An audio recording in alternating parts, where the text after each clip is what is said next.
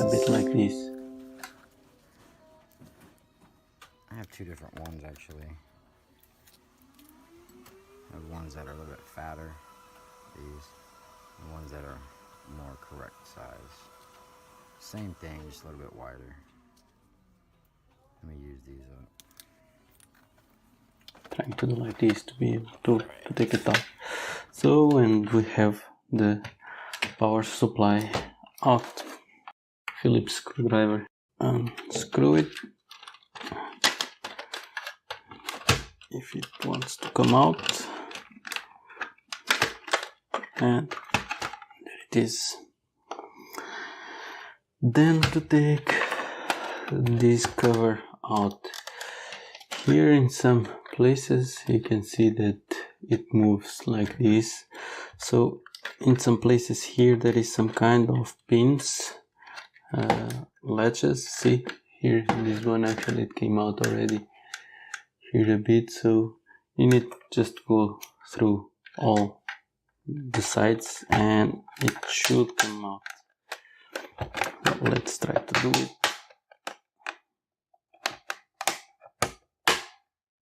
See here, you can see here these ones, 1, 2 and so on. So we need to go all around because it has all around, even in this side over here.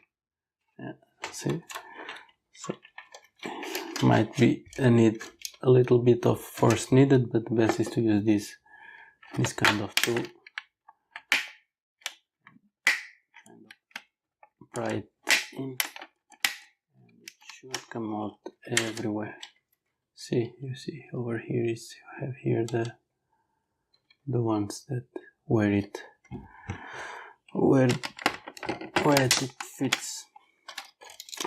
Here as well we have the where the charger goes, so we just need a bit of force and actually everything comes out. And this is how you take out the power supply of a PS4.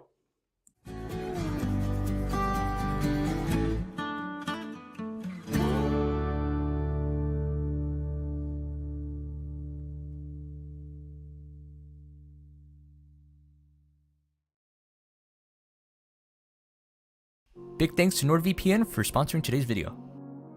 Game backups, cheat engines, emulators, save data modding, and even running Linux. There are so many things you can do with a jailbroken PS4, and I want to show you some cool big things as to why you might want a modded PS4 of your own.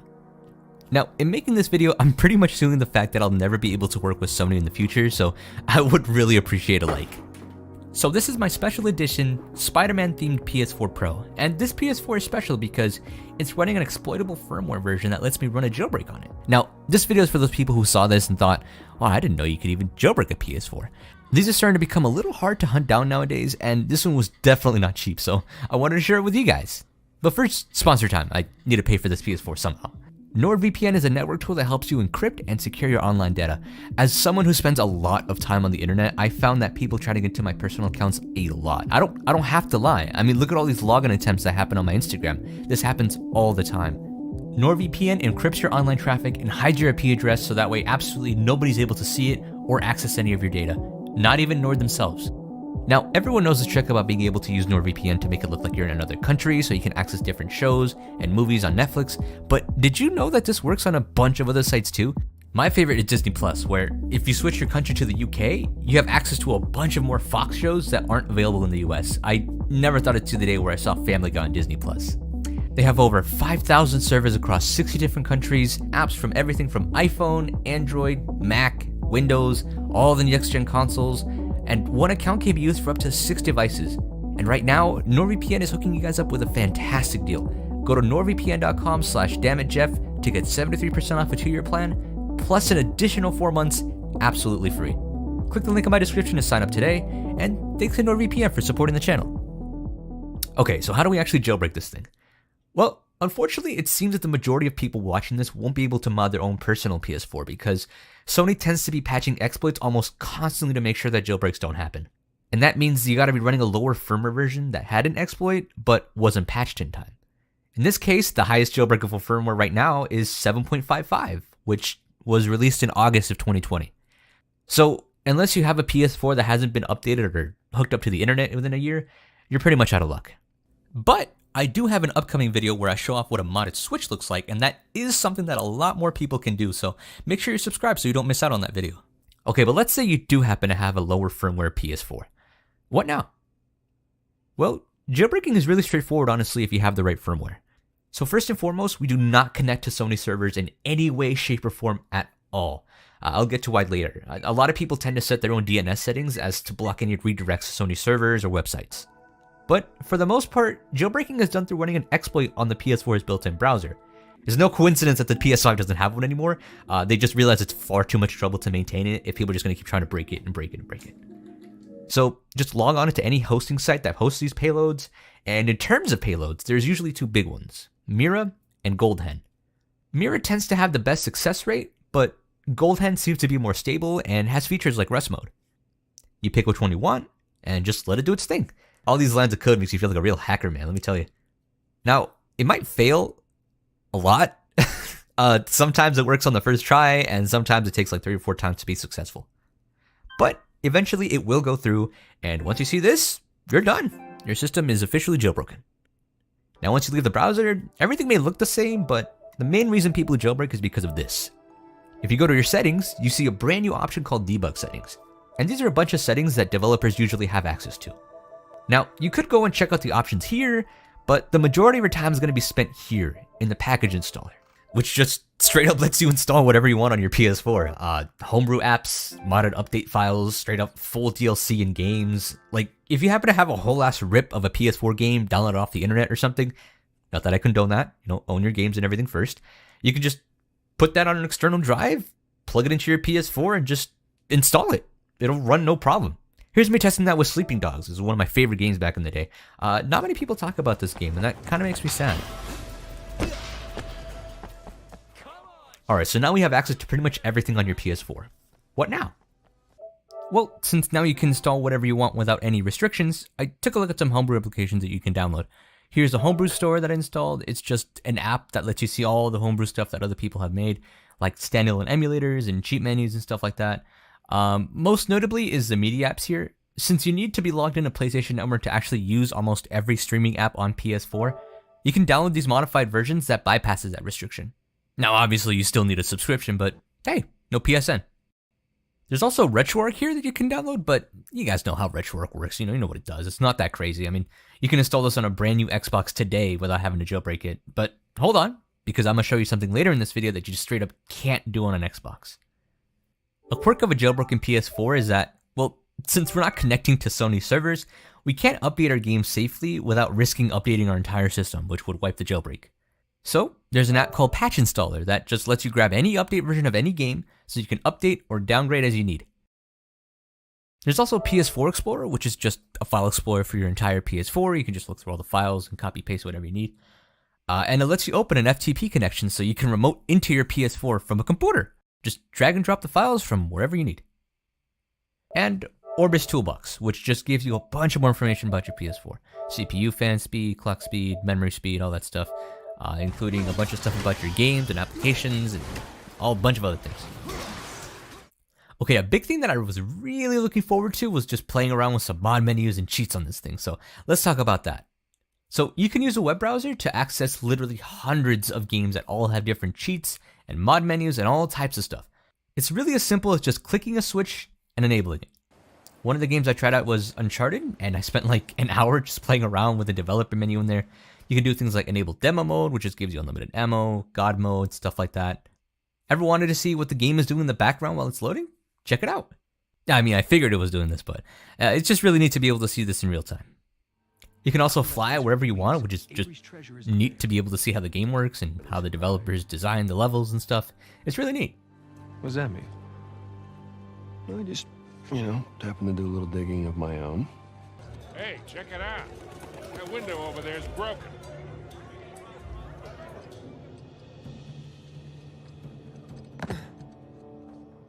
Okay, let's see what we got. The disk version 1.0 of Last of Us Part 2 has a hidden developer menu built into the code, but it has to be enabled with a trainer. It looks very similar to the Uncharted menu, so I think they just use the same one for all of their games. Okay, spoiler, in case you haven't beat the game already, I'm going to talk about some big spoilers here, so just look away right now.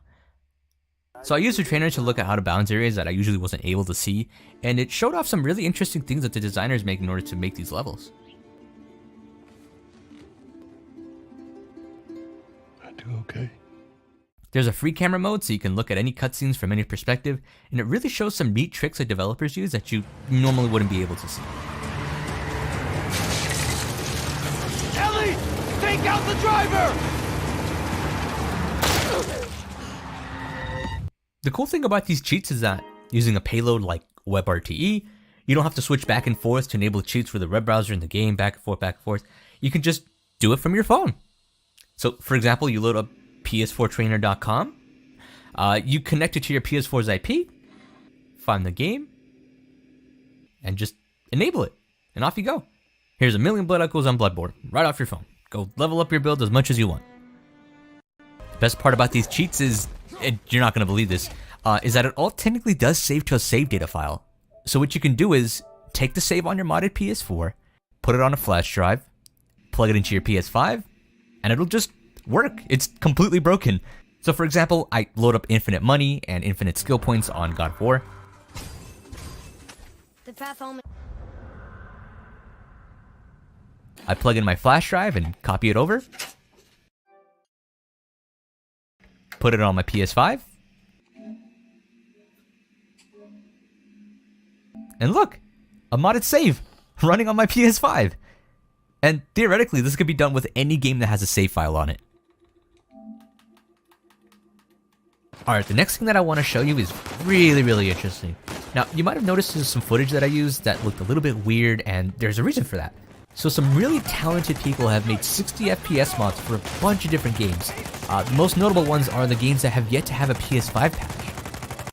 Now, for all those people that are just like, oh, you can't just switch up 2 lines of code in the game and just suddenly have 60 FPS, I got bad news for you guys. That's literally all you have to do. I'm oversimplifying here, but basically you take these 2 lines, find the lines in a hex editor that you have to replace, copy and paste the new code, save it as an update file, and install it to your game. And you're done. So games like Uncharted 4, which I really wish had a PS5 patch already, can run at an unlocked frame rate, albeit at a lower resolution, say 900p. Now it doesn't always hit a consistent 60 FPS, but there's no reason a PS5 wouldn't be able to. Now this was a big deal with me. I love Bloodborne, and I can't wait for the upcoming sequel. No, not that one. That one, yeah! Anyways, it just sucks because most Souls games are usually 60 FPS, except for Bloodborne. Well, using a patch made by this guy, we can get it running at a mostly smooth 60 FPS. Now, it's not the best way to play it. I mean, it's running at 720p, and this is on a PS4 Pro, but just getting a taste of what it's like to see Bloodborne run the way it was supposed to be played is just really neat, and I fell in love with the way it looked. But what do you think? Do you prefer this look, even if it's unstable, or do you prefer a solid, consistent 30 frames? Either way, there's no reason you shouldn't be able to have both on a PS5. Anyways, I just thought this was interesting to see for myself because, you know, from the way that other people talk about it, I used to think there was this massive process and a bunch of coding needed to get it running at 60 frames for next-gen patch, but I guess not. I mean, maybe there's some other reason they don't want to push out updates for these games. So let's talk emulation. The PS5 kind of dropped the ball on backwards compatibility, if I'm being honest. Only PS4 and PS5 titles. That's it. And PS now barely counts in my opinion. PS4 was a little bit better at this. You could buy digital versions of the PS2 and PS1 classics, but the list is so small. I mean, there's only about 55 games for the PS2. But now we know for sure that, in some form or another, Sony does have a PS2 emulator somewhere. Well, using a program called PS2 FPKG, we can take any copy of a PS2 ROM and convert it into a PKG so you can run it using the PS4's built-in emulator. It even has support for things like multi-disc games, there's options for adding custom save data, upscale and widescreen settings, fast-forward options, and even a way to bring key bindings to a PS Vita if you want to play this using remote play. Once you pick out all your options, you create the PKG file, load it on a flash drive, and just install it. I tested out a couple games here. First one I wanted to test out was Def Jam Fight for New York. If you didn't play this as a kid, we can't be friends. I'm sorry. But it runs 100% with zero issues at all, and it's crazy to think that this is all running on a PS4.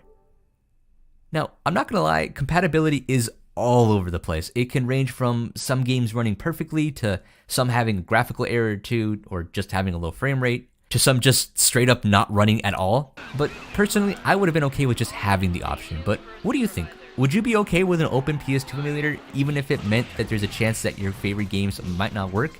Or would you prefer the way it is right now, where only certain games can be purchased, but you can guarantee that the games are compatible?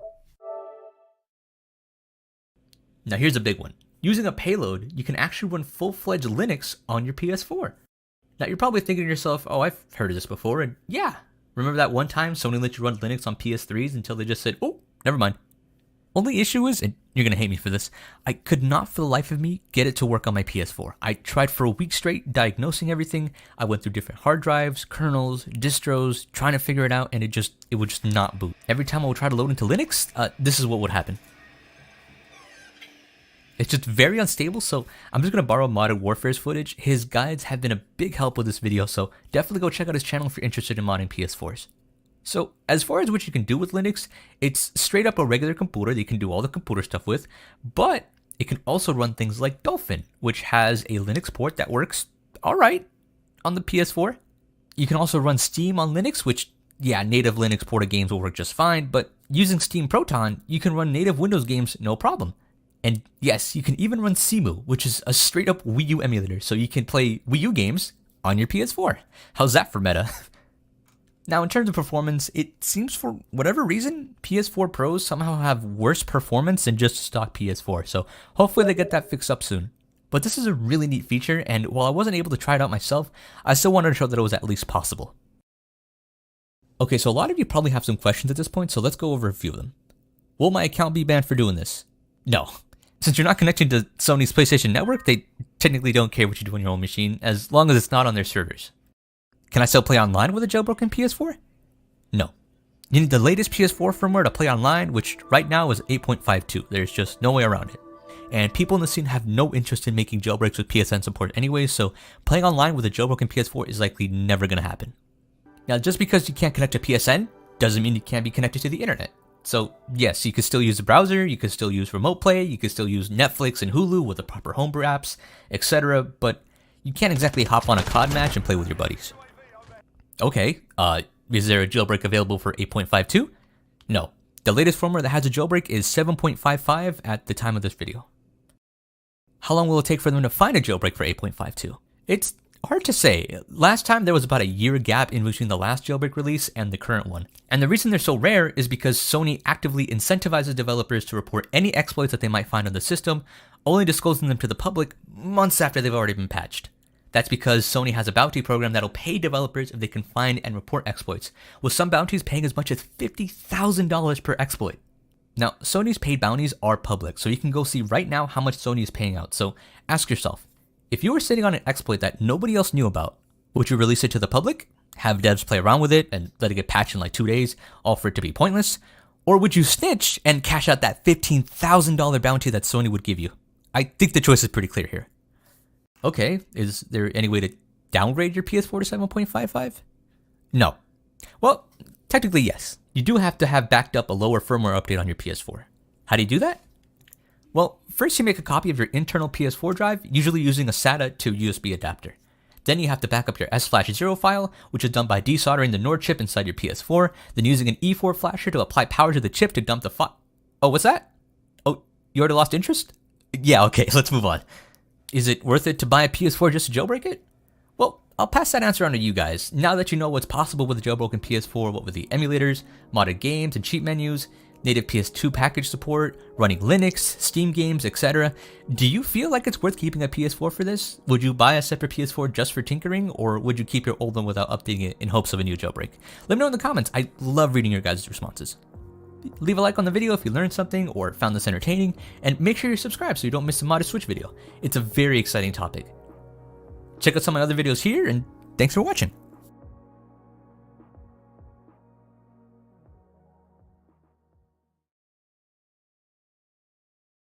When I started this journey, I thought it would be a fun challenge to try to rebuild a functional society in a world overrun by zombies. The odds were not in my favor as I started off underweight, unfit, deprived, and with a broken leg. But with a bit of luck, a solid crew, and thousands of rounds of ammunition, I was able to stake my claim to the wasteland. Welcome to 300 Days of Zomboid, the movie. On the start of day 1, I awoke with only 3 things: my underwear, the splint on my leg, and my go-getter attitude. I began my journey by first limping to the kitchen to search for food and water. And despite not having any pockets, I was able to stash a few cans of food, assuming I'd soon find a can opener. I was wrong. While still in the kitchen, I was fortunate enough to find my first weapon. After securing some food and a weapon, I began to search the rest of the house for other useful items. One of which was the Electricity for Dummies book, which I decided to enjoy before taking a stroll outside. Soon after leaving the house, I was greeted by my first neighborhood zombie, a lone wanderer with something that I desperately needed: clothes. So I showed off my baking skills and got myself equipped. A few steps later, and I found a zombie that was holding a duffel bag. This is probably one of the greatest starts I've had to Project Zomboid, despite the broken leg.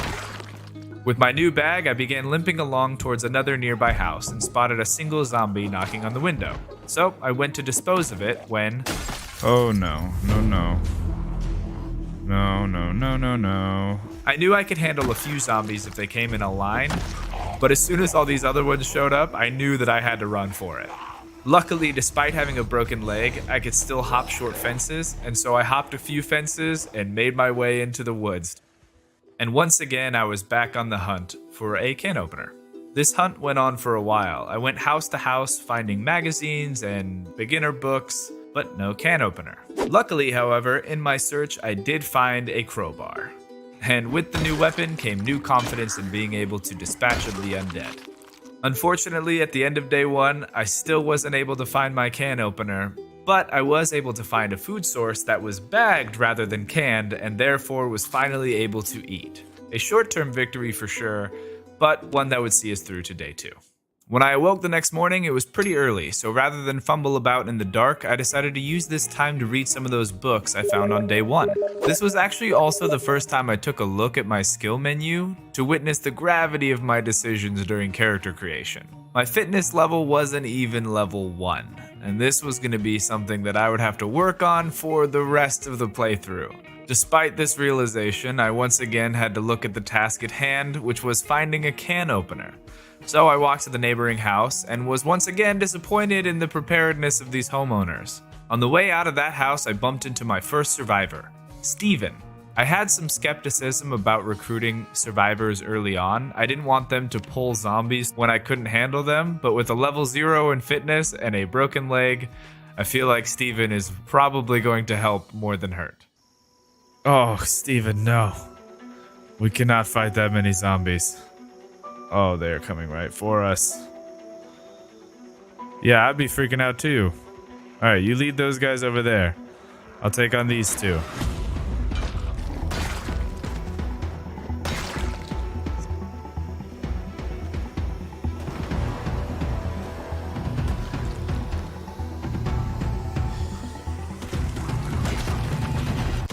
Oh my gosh, this dude is a Giga Chad with that bat.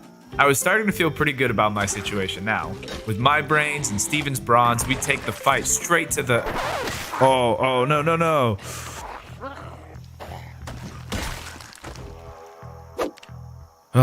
Just a scratch, Steven. Okay, maybe I got a little too confident, but I did find Steven this beret. Moving on. We dispatched of a few more zombies in the local area and then decided to hit up the grocery store and lived every kid's dream by having chips, soda, and candy for lunch. After that, we headed to the department store next door, cleared out a few zombies, found a roadside duffel bag with a bunch of useful goodies in it, and got ourselves some new clothes. After all the looting that Steven and I had done, the sun started to go down, and so we went back to one of the houses we had already looted, and like the best friends we were turning out to be, Steven and I slept in some bunk beds. The next morning was pretty uneventful. Steven and I checked out a few cars to see if they might have gas, but no such luck. We looted the local bar, fought off a few more zombies, but without a proper base, we were running out of inventory space fast. It looked like day 3 was going to be a wash. That is, until we met Matthew. With Matthew on board, our duo was now a trio, and our odds of survivability increased even more. Since we went to bed pretty early on day 3, thanks to our visit to the local tavern, we also woke up super early. And not only was it dark, it was also raining. Despite the storm, we continued our sweep of the neighborhood, and it finally happened. We found our can opener. So next on the list was to find a working car, which again was going to be something a little more difficult than I had originally anticipated. We went to the local gas station to clear it out and met our third survivor, Jake. Now we had a proper squad. Next, we fought off some Zeds outside the police station. The station had lots of goodies for us, but I felt we weren't really ready to go loud, as it were. So we just got ourselves outfitted in armor and would come back for the rest later. On day 5, we went around checking vehicles and stumbled upon a gas can. Unfortunately, however, I didn't realize we wouldn't be able to use it to pump gas until we plug in a generator and had already siphoned gas from a car to start the generator. With that in mind, I started searching for fuel, and since I was checking cars anyway, I decided to also level up my mechanic skill. Everything was going great until freaking Tyler showed up with his entourage of undead. We managed to take out the zombies, but for the ambush, Tyler was not allowed to hang out with us. At the end of day 5, we weren't able to find any gas, but we did level up in mechanics, and so that's a win. Day 6 started just like any other day. Worked a little on mechanics, and then we decided to head over to check out a nearby house. But we couldn't have known how many zombies would be there waiting. We did the best that we could, but during the fray we got separated, and Jake got bit. Jake helped us clear the rest of the area. We even found a car that had some gas. We siphoned what little it had, and then had to have a discussion. Jake was a danger to us all, and we had to go our separate ways. Jake got angry at this and started attacking us. We had to fight back. And now a man we once called friend lies lifeless on the ground. Our hearts were heavy, but our gas cans were full, so we continued with the mission. We needed to find a generator. While we were searching, we found a car that was in pretty good condition. But even better than that, it also had a key. At the end of day 6, and with the discovery of the key, we now had 2 goals. Find a generator, and find a battery with some charge. On the start of day 7, I was inspired by some gym equipment I found in a garage, so I decided to start doing some squats. And to be honest, I probably should have started doing this on day 1. After my morning workout, we went back to the parking lot that Tyler ambushed us at and worked some more on my mechanics. Later, I decided to offload some of my cargo into that car I found earlier and realized that my roadside duffel bag actually had a car battery charger in it. So gas, check. Battery, check. Now all we needed to do was find that generator. We searched some nearby houses and made a new friend, Lorna. We spent the rest of the day looking for a generator, but unfortunately by the end of day 7 we weren't able to find one. On day 8, I woke up nice and early and got started with a workout. The task for today, just like yesterday, was to hunt for a generator. But unlike yesterday, today we actually found one, and in the process found another friend. Finding the generator put all other plans in motion. We hooked up the generator at the house, charged the battery for the car. We did have to leave Lorna on guard because we only had 4 seats in the car, but then we took the working vehicle to the gas station, filled the car and 2 gas cans full of fuel, and then finally drove down to the park in the gated community where I had always planned on building our colony. When we arrived at the park, there was already a group of survivors fighting off some zombies, so we invited them to join us, increasing our numbers to 8. All in all, today was a good day.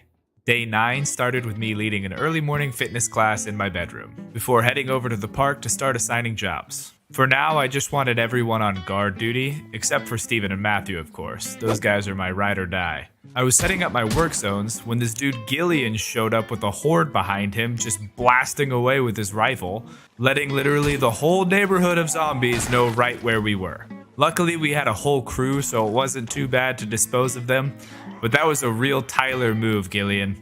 Steven, Matthew, and I spent the rest of the day dismantling furniture to get enough materials to wall off this entrance, while I had Martin moving zombie corpses out of the base area.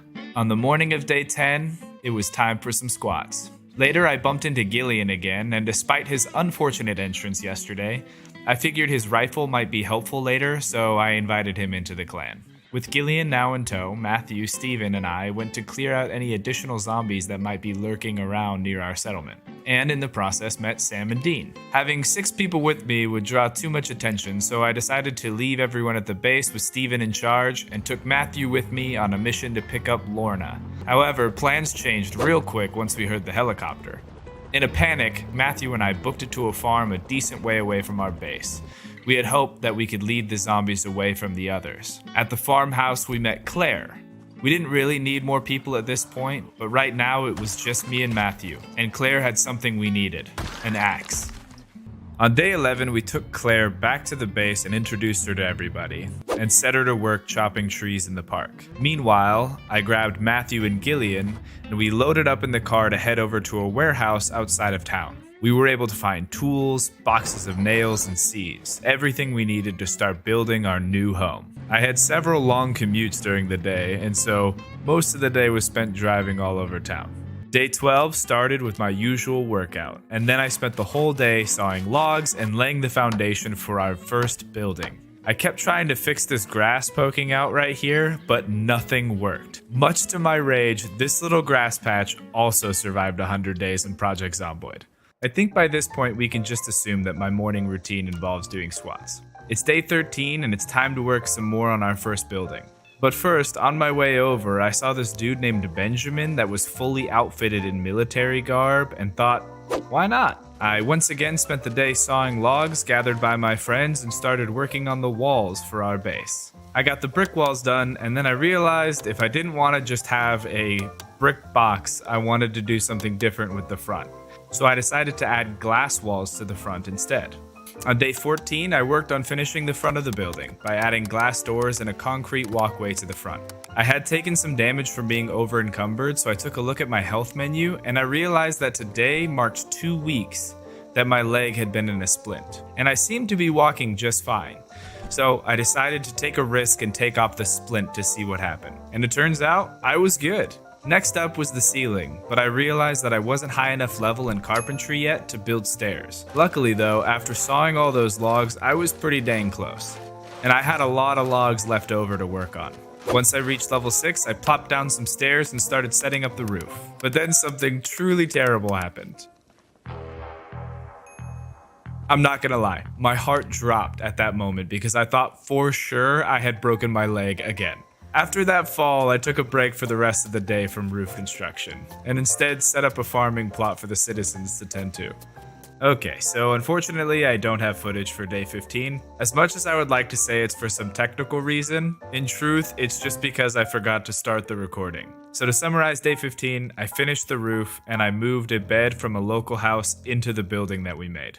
Day 16 went by pretty quickly. I set everyone to either chop or stockpile wood while I worked on making a roofed area over our stairwell. I also added some additional storage crates to clear up space in my inventory. While sorting through my inventory though, I did notice that we were running a little low on food. On day 17, I grabbed my boy Matthew and that other guy Gillian, and we went on a looting run looking to stock up on food for the base. After grabbing some canned goods, we went home and decided to hook up the generator on the roof. We finished the day off by sawing some more logs and building a railing around the roof to prevent what happened the other day from happening again. Today, I also decided that I was going to start doing squats twice a day, once in the morning and once before bed, just so that way I could get a little bit further along in my fitness. Day 18 was spent working around the base. I decided I wanted to make a nice little parking lot for the car. And then I also thought it might look a little nicer if I pulled some of the weeds around the base. This took quite a long time, but I think overall it looked a lot better. After cleaning up a little bit of the base on day 18, I decided that I really liked the look of a clean lawn, so I decided to do some landscaping. I cleared the weeds in the garden and put down a walkway around it. I then spent a good amount of time mowing the lawn by hand, but I was happy with the result. After that, I decided to take Matthew and Gillian out again to get more supplies from that warehouse we hit up earlier. A zombie strolled in while I was looting, and it looked like Matthew and Gillian would handle it when...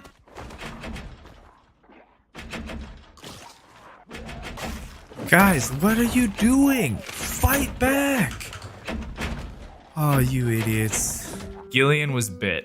Matthew luckily only had a scratch. Once again, my heart was heavy, but I learned my lesson from the loss of our friend Jake that kicking Gillian out now would not go smoothly. So I decided to take Gillian back to the base so he could live his final hours surrounded by his friends. Also, as a side note, I bet some of you were wondering what happened to the glass on the front of my building. With the 10 years later mod, if you build something, leave the local area, and come back, it assumes it's been 10 years, hence the hanging gardens that grew on my roof in a day. The first thing I did on day 20 was take some time to clear off the roof. Then I unloaded the car from yesterday's run and decided it was time to start putting in some proper infrastructure, starting with a rain collector. Unfortunately, however, I was not high enough level yet to make the nice one. I thought it would be a good idea to go exploring in hopes of finding some skill books. But before I left, I thought it might be a good idea to take away that rifle from Gillian, just in case he went feral while we were gone. It was just Matthew and I on the road again. While we were out, we found this large tank of some kind parked in the middle of this parking lot. We got out of the car to check it out, but we soon realized that there were too many zombies. I hopped back in the car, but Matthew panicked and wouldn't get in. Matthew, run! He almost made it out, but at the last second, oh no! Matthew was one of my oldest friends, and now he was gone, and I did not take his death lightly. In my rage, I went straight to the police station and geared up for a fight. I spent the rest of the evening taking my anger out on as many zombies as my shotgun could pierce. More and more zombies fell, but no amount of zombie death could quench my rage. I didn't get home until after midnight. I didn't have the heart to tell Steven what had happened, but he knew. I went to bed on day 20, a broken man. On day 21, I decided we needed to retrieve Matthew's body. I needed a crew for this, so I went to Gillian. He was Matthew's friend after all, and on death's door himself. I went to give him his rifle back and check on his bite, but there was no bite to be found. Fate had marked Gillian for death, but settled on taking Matthew instead. As the eldest member of the community, I also invited Steven as well. We left the car behind and walked our way to Matthew, clearing every undead we saw along the way. We managed to bring his body home and left him here as a reminder of my failure. On day 22, I thought it would be a good idea to add Benjamin to our hit squad, and we set out to clear some of the areas nearby. My thought process is, if we would have done this earlier, we would still have Matthew with us. On day 23, I decided that I wanted to start looting some of the shops in town. We still had quite a few zombies around though, so I tried to use the car to lure as many zombies as I could out of certain zones. I was able to pull a pretty good number out of town to the north, but when I came back down to check out the hardware store... Oh crap, no.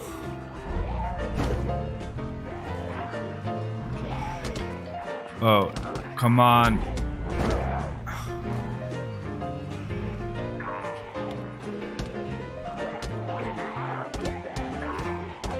Oh, come on, no.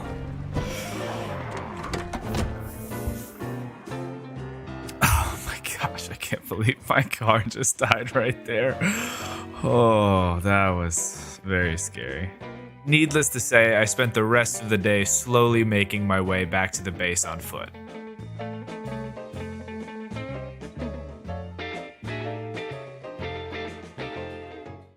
On day 24, I was on the hunt for a new car. There were a few problems though. I wasn't high enough level yet to hotwire vehicles, and I left the gas cans that I had in the back of my old car.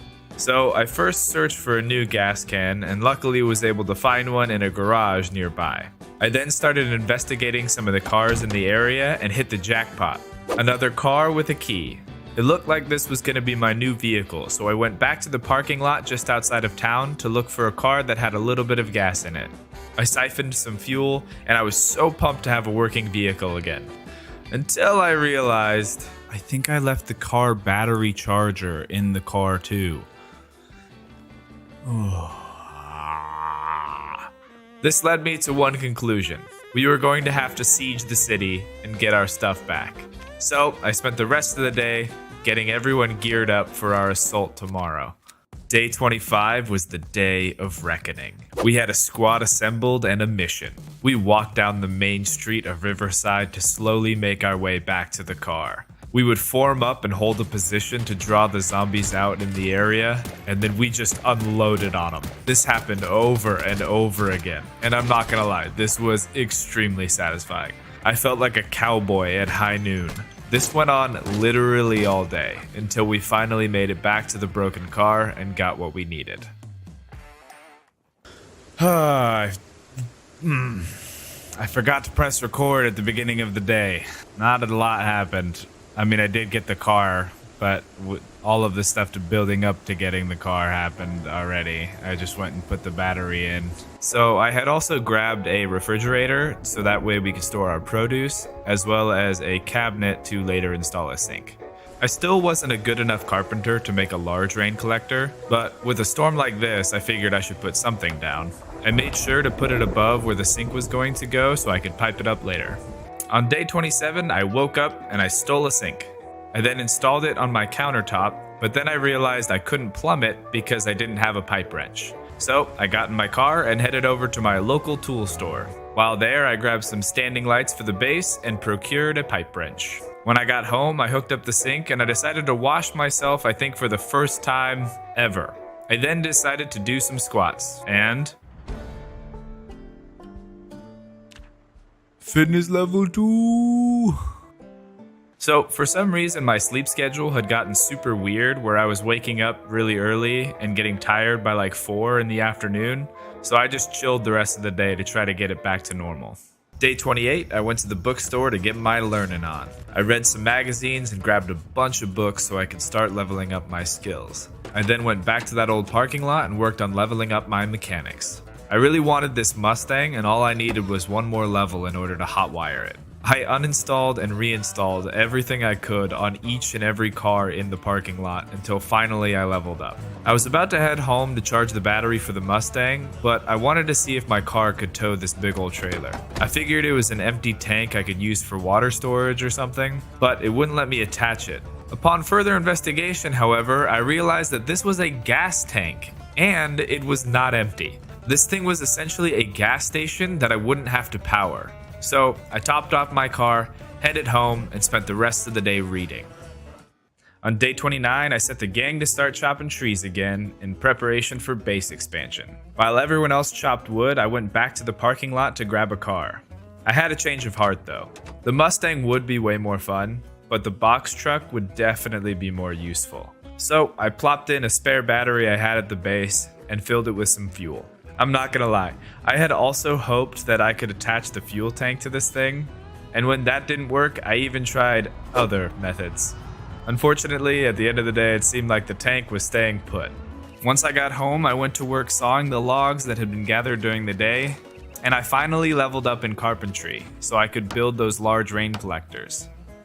I spent the rest of the day after that expanding our road and laying the foundation for our new building.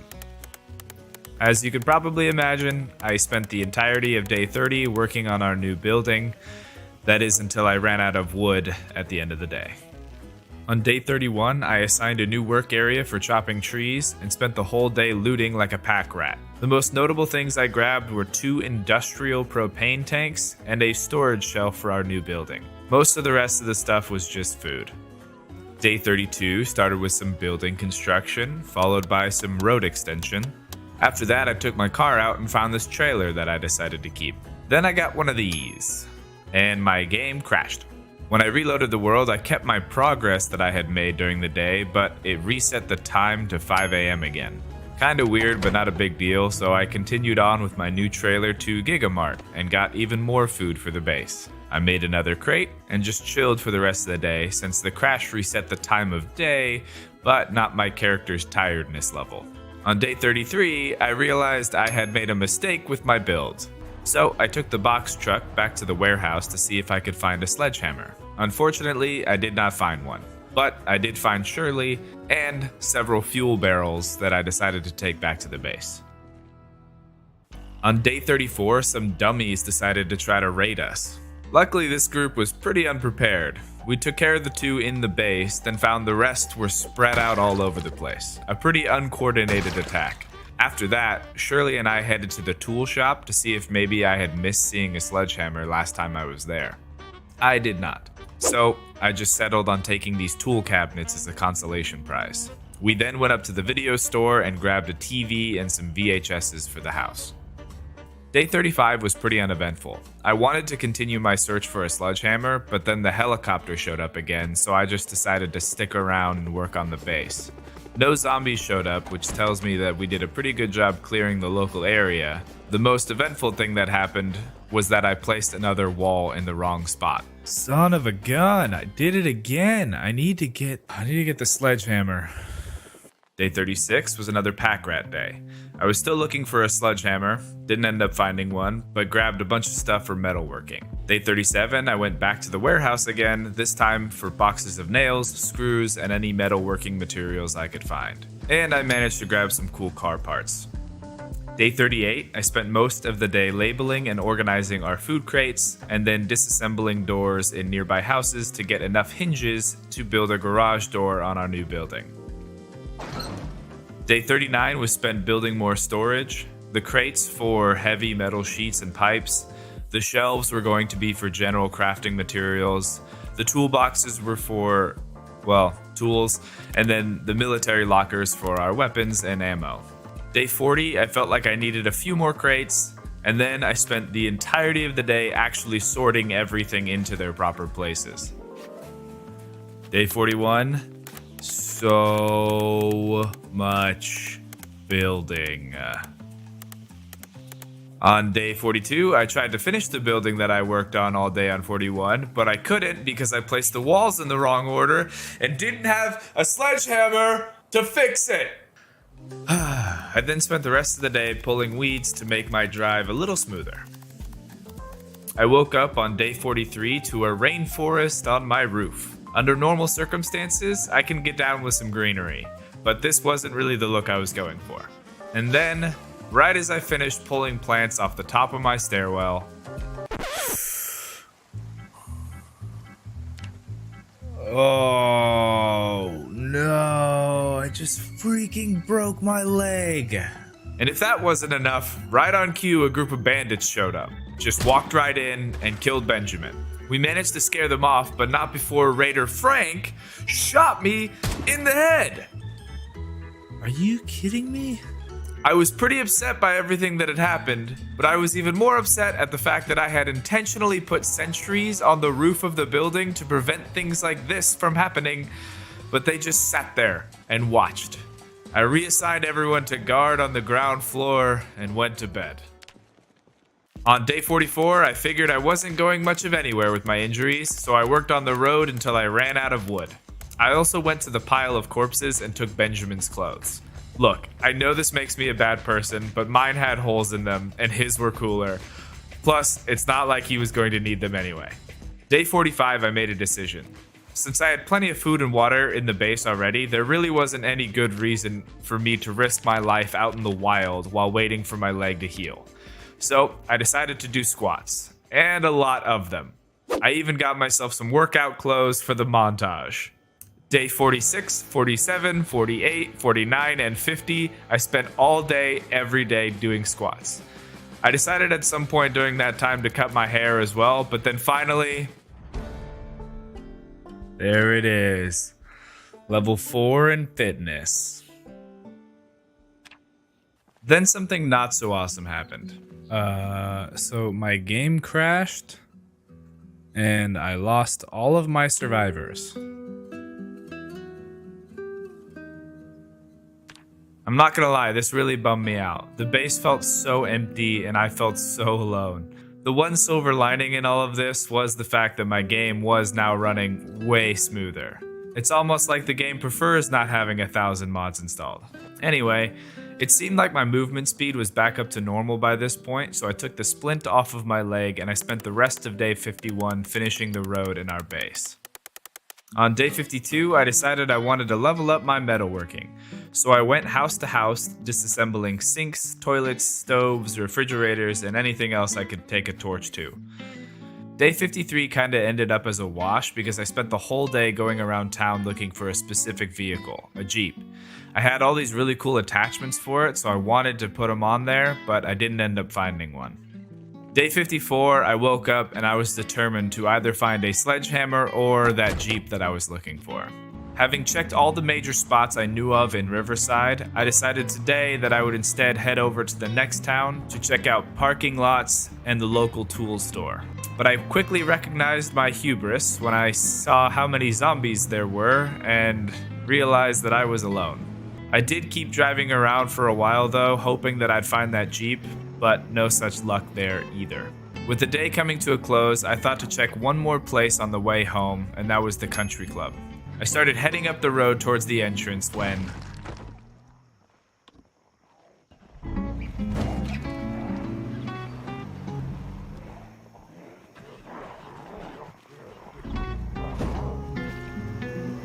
Oh, my car is dead, man. Luckily, I wasn't quite as weak and fragile as I once was, thanks to all those squats, so I was able to take out the zombies in the immediate area. The situation was obviously less than ideal. I was too far away from home to simply walk back, so my only option was to find a new car. Thankfully, I always keep extra gas in my cars in case of emergencies like this one, so I grabbed that and the car's working battery and set out on foot. There were a lot of zombies on the way to my destination. I snuck down the winding road towards the club and luckily made it to the guard gate around the time it was getting dark. It was by no means the most secure place, but I was already overexerted and getting tired, so this place would have to do. I went to sleep on day 54 in an office chair with one eye open. On day 55, I used the tried and true method of attracting one zombie at a time out of a group. I might have been able to take them all on, but in Project Zomboid, acting on those thoughts is what most often gets you killed. Looking at these cars in the parking lot, I wanted something that was in pretty good shape. At first I thought about that truck, but I knew my standard battery wouldn't work for it, so I went over to the sedan in the corner that seemed pretty much untouched. And when I popped the hood... Oh, sick. Oh, and it has oh my gosh, this car is just ready to rock. So, I smashed the back window and got it hotwired. Man, I cannot tell you why, but having a working vehicle again made me feel so much safer. I drove around the area just to see if I could spot a Jeep, and in the process met Deborah. We didn't find a Jeep in the country club area, so I thought while we were on the way home, I would just check out the parking lot of the warehouse. You know, it was really nice finding Deborah too. She's the first survivor I've seen in... You know, searching for this Jeep has put me in a lot of really bad situations, so I decided to give up. I lured the zombies away from the parking lot and decided to take this Mustang instead. But while I was herding the zombies away, I did notice something. Is that a sledgehammer? Oh my gosh, it is. Big thanks to NordVPN for sponsoring.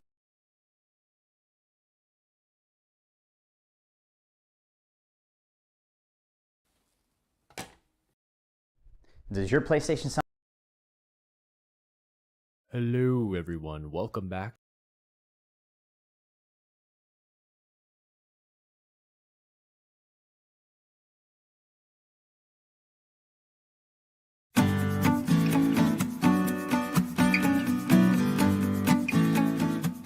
Okay guys, just to take these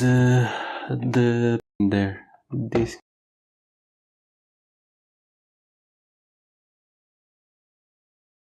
we just put it here on the side and use it.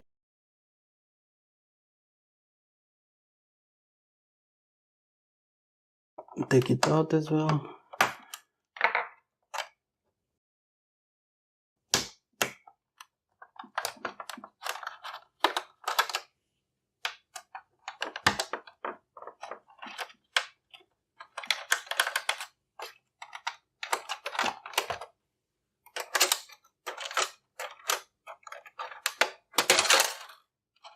And it comes out, and as you can notice the left side is longer than the right side, so it's a bit, if you're looking through the back of the PS4.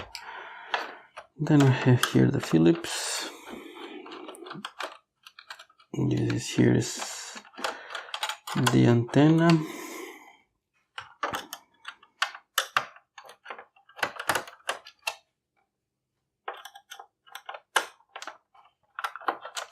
and these ones are quite long ones, so 2 long ones, 1 small, and that's it.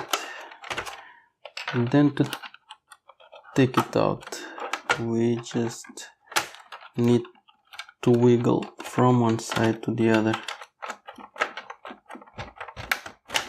and that's it. Be careful, because here in the back there is this power supply connected, and we just disconnect it. You can disconnect it by hand or with pliers, but in this case it comes out. So as you can see over here, you have these connectors that goes here into inside of the power supply, so that's why we need to wiggle a bit like this, trying to do like this to be able to take it out.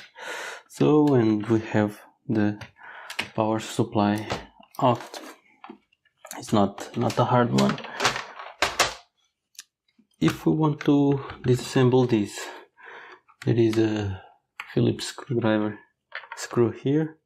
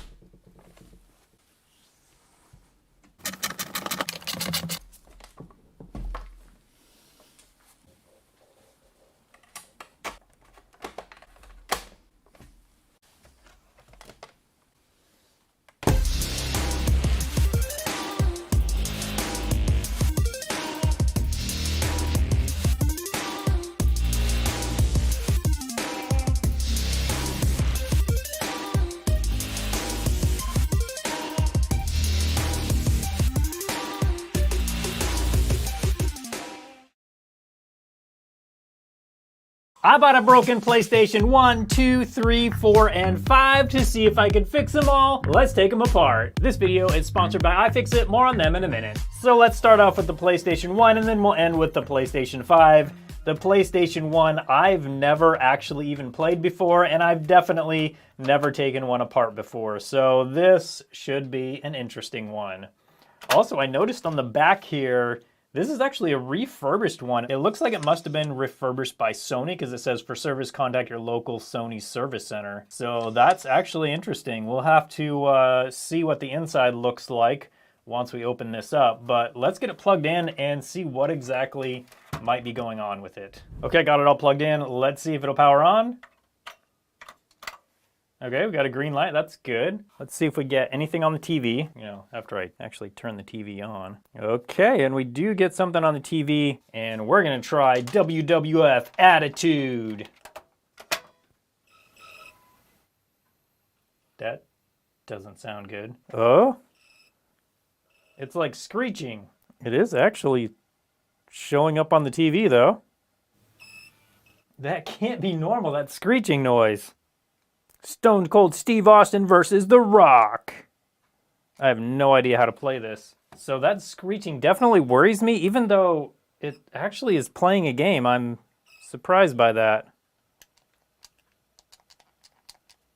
Ah, stop it. Let me move.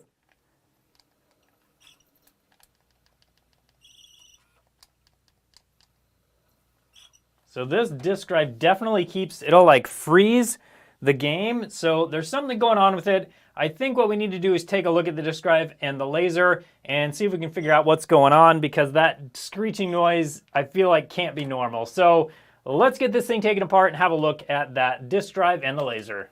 So if we look at it here, wait for it, it'll do the screeching thing here in a second. So every time it does that, the disk like slows down. It maybe that laser, maybe the rails along the laser just need to be greased or something. So let's let go of that sensor and have a look at the spindle motor. It seems to turn fine, that's for sure. What about this right here? Okay, I think that's what we need to get to. We need to get down to this laser and the rails that the laser slides on so we can have a better look at that. And now it's time for the best part. Let's take this apart. I'm going to be using my trusty iFixit ProTech toolkit. This kit is one of their smaller sets, but the thing that I like about it is it's fairly small, but it has like almost everything you could need to take apart almost anything. And then we've got pry tools over here. More pry tools over here, suction cup along with an anti-static wrist strap that I never use. But this is the toolkit that I turn to the most. If I'm taking apart something bigger or something that has larger fasteners, then I usually go for the Manta driver kit. This kit has all of those same bits, except for even more, and a lot of them that are actually larger, and then they have this larger driver as well, so you can get more torque to remove larger fasteners that are potentially screwed down tighter. So I always have this kit on hand as well for the larger fasteners that I might encounter. So I'll be using this smaller driver. I think this is gonna work fine, and then it looks like we've got probably a Phillips 1 or maybe a Phillips 2 on these screws down here. A 1 is a little loose. Let's try a 2. 2 fits in there nice and tight. Yep, perfect. And then one of the cool things about the top cover of that bit set is it can be used as a screw tray. So that's what I'll use it for here. And I'm just gonna put the screws in the same kind of orientation as I'm taking them out. So the 3 screws on the bottom will go down here. And then the 3 screws on the top will go up near the top. Actually, I'll just put them on the top, just like that. These screws don't really matter as far as location or orientation because they're all the same size, but with some things it's super important to get them in the exact same spot, especially with things like iPhones or some other electronics. There might be a screw here. There's a little bit of an indentation on that label, but I don't know for sure, so let's see if this bottom piece will come off. Or maybe it's the top piece. I don't actually know. Like I said, oh, there we go. Never taken one of these apart before, so. Oh, here we go. The inside of this is super clean. It's nice to see an old console like this that is in this good a condition. Okay, and immediately we're just right down to the laser right here. Oh wow, and that just sits on there. Let's remove this flex cable. And I think this cable goes up to it as well. There's no locking tab. So we can just pull on that, and then, wow, that is a super easy laser replacement if that's something we ever needed to do. What I want to do is see if I can figure out what's making that loud screeching noise. I don't know if it's, you know, this metal sliding on this plastic rail, or it could even be these gears in here. Oh, and then look at this. We got a problem with this spindle right here for sure. Oh, look at this. So I wonder if that noise is from this piece of the spindle spinning on this shaft right here. I feel like that could definitely be the problem, because when it would make that kind of like screeching noise, the game would kind of like freeze up. And it could be because the disc was slowing down or something like that, because it was sliding on the shaft right here. So this has to keep the disc spinning at a certain speed, and if this is slipping, it can't really do that. So then that could make it so the disc slows down and makes the game kind of skip or freeze. I think that's what makes sense to me anyway. So we got to find either another disc drive, or maybe we can just replace this piece of the spindle. I'm not really sure. Okay, so in my parts bin, I did find this other PS1. It's a different model. The motor is almost all the way seized up, but this piece looks like it's good on this. So I wonder if we can take just the top of this and put it onto this disk drive and make that one work. This top black piece I think should maybe come off. Oh yeah, that's actually coming off already. Okay, that's good news. Let's see if it'll come all the way off though. Come on. Okay, there we go. It looks like how this works is when you put a game disc in, it pushes on these little balls right here, which then put more pressure on this rubber band thing right here. And that is just press fit onto this motor shaft. So let's see if that will fit onto this one. So this one's fairly loose. It just kind of comes right off.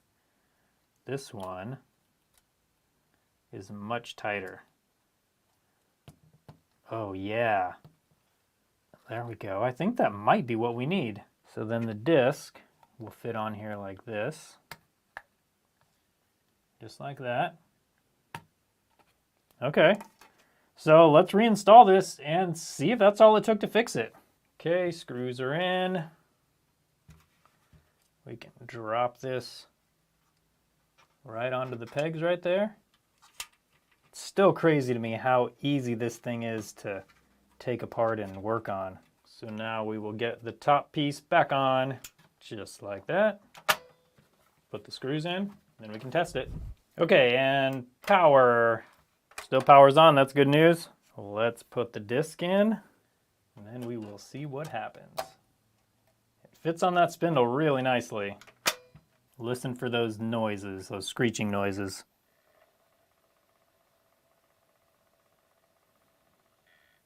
So far, I don't hear any screeching. This is great news. Let's make sure the game starts up. Okay, good so far. Zero screeching. I don't know what controls anything on this. How does the rock keep doing this? You punk. Button smashing should fix it, right? And now it doesn't fix it.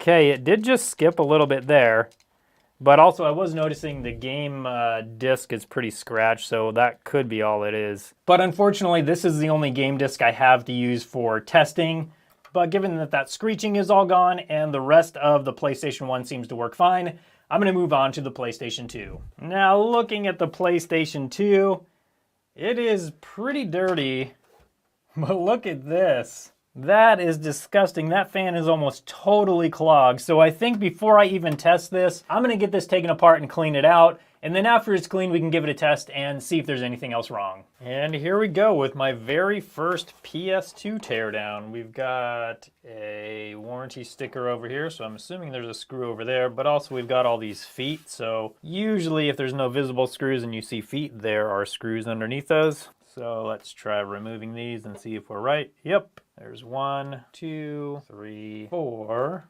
and one under there.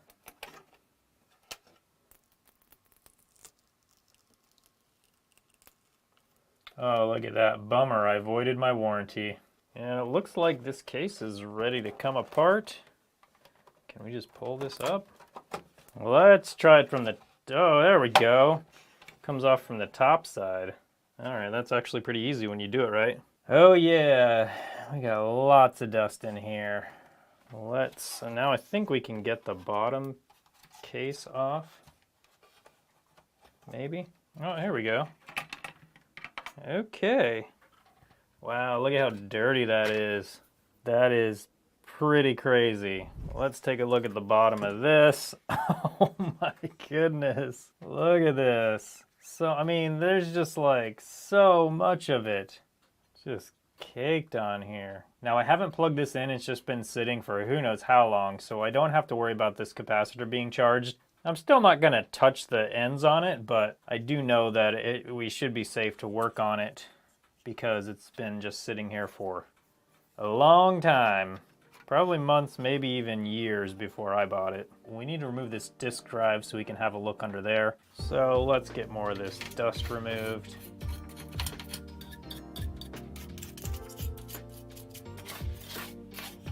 Now to get the rest of this clean, I'm just going to remove these 4 screws, this cable, and I think that might be all, and then we can get this power supply removed. Is it all loose? It looks like, yes. Yes, it is.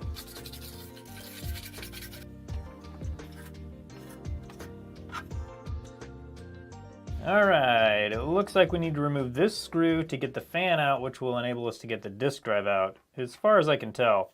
I probably should just go ahead and look up an iFixit repair guide. That's what I would recommend anyone doing if they're doing something they're not familiar with. But I also do like the challenge of trying something new and not having a repair guide. And there must be something else holding these on. This one I think must be held on probably by the wires on the other side. Yep. So let's see. Is there a locking tab on this one? Yep. Okay, good. Then that comes out just like that. There we go. Now we can remove this little guy right here. We don't want to pull on the wires too hard because I can pull those right out. Let's try pulling on the wires and the connector. Come on. It's slowly coming out. I just wish it wasn't so hard to get out. Ah, there we go. Whew. Okay, let's try this now. Oh, the fan's just wanting to fall right out now. And we have a Nidec fan. That's interesting because that's the type of fan, one of the types of fans they use in things like PS5s, even now. Again, I'm just going to be trying to get the bulk of the dust off. I will get more of it off, kind of off camera because, like I said, I don't want to get all of this dust just spread all over my workbench and my cameras and stuff like that. So a lot of times I just go spray this off outside. Okay, that's good enough for now. We'll clean it up more in a bit. Now let's see if we can get this disk drive out. That's out. All right, there we go. It just pulls right up. Now the disk drive should come out, I think. It's almost got a ribbon cable. Okay, 2 ribbon cables, 3 ribbon cables. We've got one more. Oh, nope, there's a locking tab. So let's release the locking tab. Then it'll just pull right out. There we go. Okay, oh, we got a disc in here. Cool. And also a piece of hair wrapped around the spindle. Oh, more than one. What a bonus. Okay, I see 2 screws on the top here. Hopefully these are the only ones holding this thing down. There's probably some sort of clips or something though. Yep, got some clips back here. So one right over here.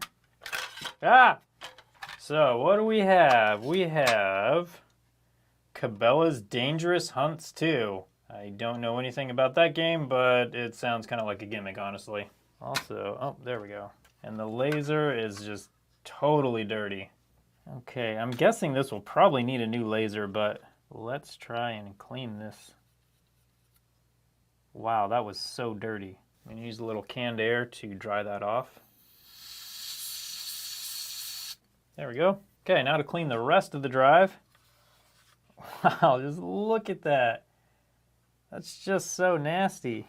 Okay, the disk drive is not perfect, but it's looking pretty good now. One of the things I wanted to make sure and show on the PS2 is the PS logo right here. If you have your console horizontal like this, then the logo looks great like that. If you decide to put it up vertical like this, you can actually just twist the logo, and then the logo is right side up, whether it's vertical or horizontal. That is such a cool feature that PlayStation built into the PS2. I really hope there's no major problems with this because I already have it all the way apart down to the board. So we basically have to put the whole thing all the way back together just to test it. I mean, not all the way, but mostly back together. Okay, we have it all plugged in. We'll power it on the back and press the power button. And we get nothing. No power at all. Okay, well, I guess we start there, and now we got to figure out why it's not powering on. Now with the power supply out, let's start doing some basic checks. I did check to make sure that there was 120 volts coming in, and there is. Let's check to make sure the fuse is good. If it is good, the meter should beep, indicating that there is basically no resistance from this point to this point. And there we go. We have 3 to 2 ohms. So between this point and this point, there's not a broken path. So if this was bad, this part of the fuse would blow, and that would make it so there was not a path for the current to flow from here over to here. Now I did a little bit of research online, and on the Bad Caps forum and the GBA Temp forum, they said that this capacitor and this capacitor are very well-known problems with this power supply. So let's just replace those, and then we can see if it works after that. I've already stolen a capacitor off of this old board. This is for a hoverboard, and so I've stolen a capacitor off of that, but I want to test it and make sure the capacitor is good. So this is the one that I took off. I'm going to move my meter over to this symbol right here, the straight line, and then the curved line right here. That's capacitance. And let's give it a try and see what it shows. Just one probe on one and one probe on the other. We get a reading of 49 microfarads, and this one is rated at 47, so I believe that one is good. Now this capacitor is 22 microfarads, this one is 47 microfarads, this one is 50 volts, and this one is 50 volts. Now on this power supply, at least according to the Bad Caps forum, you can replace this capacitor with one of a much higher microfarad and voltage rating. I don't know if that's true in general on electronics, but in this case it is. So we're going to replace this one with this one. And to do that, we need to start by removing it. So I already have it marked here with black. I'm going to add some flux and then use some solder wick to wick up all of the solder. And then that capacitor should essentially just fall right out.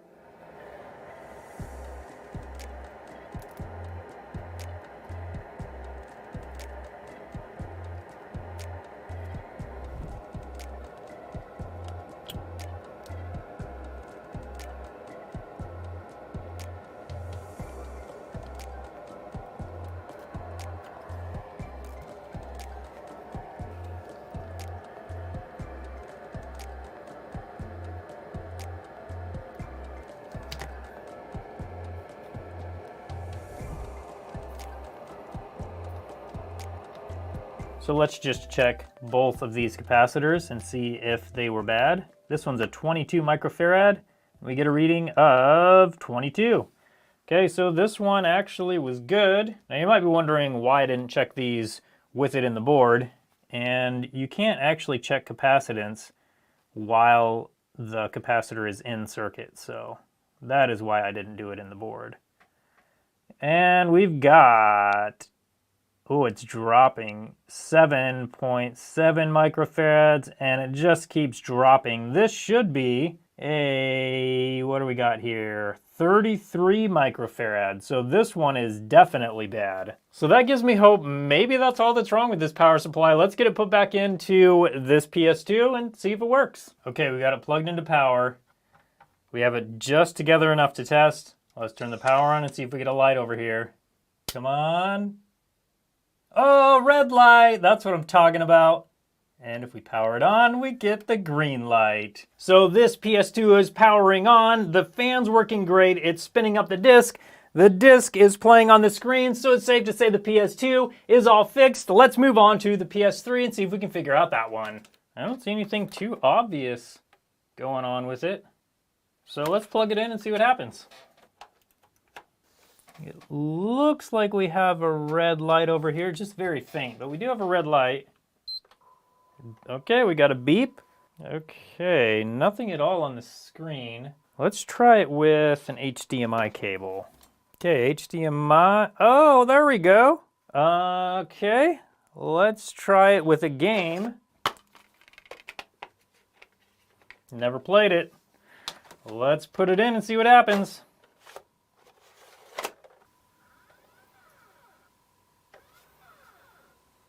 Oh, so it's not wanting to spin up. Or is it? And it's actually playing the game even. I think when I bought this, it said it had like a HDMI problem. Also, I don't know if the PS5 controller works on these, but no, it doesn't. Okay, DualShock 4 works just fine. Whoa, there we go. Okay, let's go off the edge. Woo! Okay, so the game is also clearly working. I can't find anything wrong with this PS3. I think when I bought it, it said that the HDMI port was faulty, but even when I wiggle the cable, everything works fine. Now, I bought this PS3 off of eBay, and many times on eBay, you get something in worse condition than you thought it was gonna be, but every once in a while you get something like this that's in way better condition. In fact, this one is working when I bought it for parts. So I always love it when that happens. It kind of helps to counteract the times when you get something and it's not so great. Now, let's move on to the PS4 and see if we can figure out what's wrong with that one. So this PS4.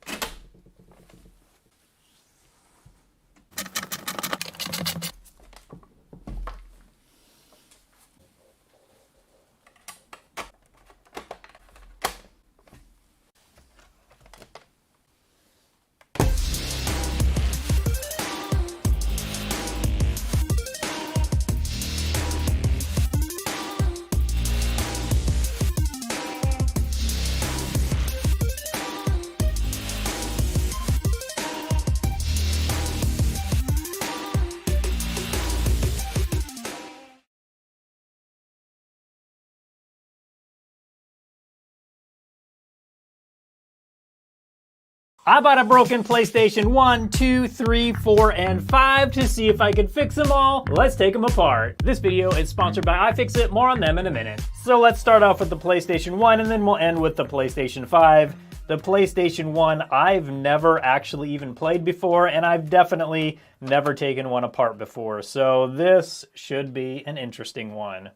Also, I noticed on the back here, this is actually a refurbished one. It looks like it must have been refurbished by Sony because it says for service, contact your local Sony service center. So that's actually interesting. We'll have to see what the inside looks like once we open this up. But let's get it plugged in and see what exactly might be going on with it. Okay, got it all plugged in. Let's see if it'll power on.